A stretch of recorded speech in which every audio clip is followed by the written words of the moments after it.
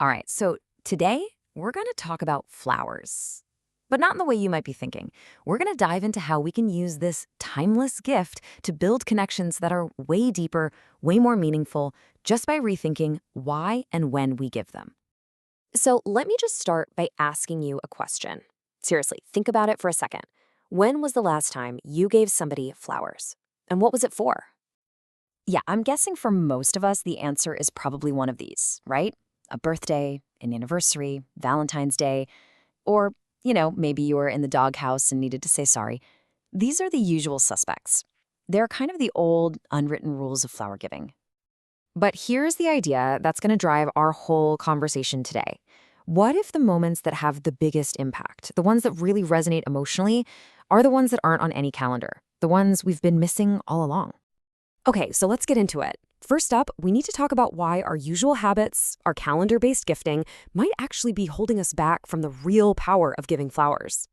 One of our sources just puts this so perfectly. When a gift is expected, when it's codified by a routine, it can start to feel a little less like a genuine surprise and, well, a little more like a transaction, like you're just checking a box. And that obligation can kind of water down the real emotion behind it. And that leads us right to the heart of this whole thing, the unbelievable power of giving flowers for no reason at all. It's about creating this incredible moment of connection, basically out of nowhere. Now, this isn't just about being random. It's about what some are calling the intentional surprise. It's about noticing and celebrating the small, quiet, but really important moments in life. It takes gifting from being an obligation and turns it into this really profound way to connect. And the payoff, it's huge and it's instant. When you surprise someone with a bouquet, it doesn't just make them smile, it literally sparks joy.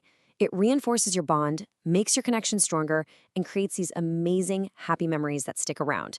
You're turning a totally ordinary day into something unforgettable. So, what do these new moments actually look like? Let's get practical. Let's open up a modern playbook for when to send some blooms. First, let's look inward. This first category is all about using flowers to acknowledge our own inner world. The private battles, the quiet wins that no one else really sees. And what's so powerful here are the examples. Think about a mental health checkpoint. This isn't for a big crisis. It's for acknowledging the quiet, daily work of just staying balanced. Or a personal resilience victory. Maybe you finally kicked a bad habit, or you handled a really tough family situation with grace. And acknowledging the loss of a pet. That's about validating a deep grief that our society often just brushes aside. Okay, next up, let's look outward, to our relationships. This is all about celebrating the invisible stuff, the emotional glue that really holds our friendships and partnerships together.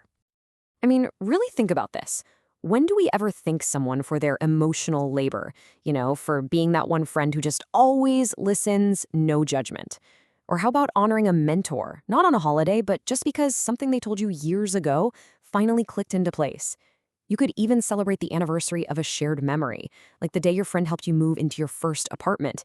These are the moments a life is built on. So we've covered the why and the when, but now we need to talk about the what. How do we pick the right flowers to send these very specific, nuanced messages? Well, the key is this amazing old practice called florography. Basically, the language of flowers. It was huge back in the Victorian era. Sending a specific bouquet was like sending a secret, coded message. It was a way to say all the things you couldn't actually say out loud. And check this out. This is how we can use that idea today. For that personal resiliency victory we talked about, the Gladiolus is perfect. Its name actually comes from the Latin word for sword, so it symbolizes strength and character.